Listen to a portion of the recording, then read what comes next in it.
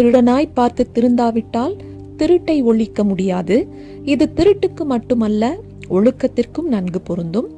ஆபத்தான இன்டர்நெட் நட்பு, வீட்டுக்கு வீடு கணினி, இவையெல்லாம் கேட்பதற்கு இனிமையாக இருந்தாலும் கூட இதன் வழி நாம் பெறும் அனுபவங்கள் போற்றத்தக்கதாக இல்லை.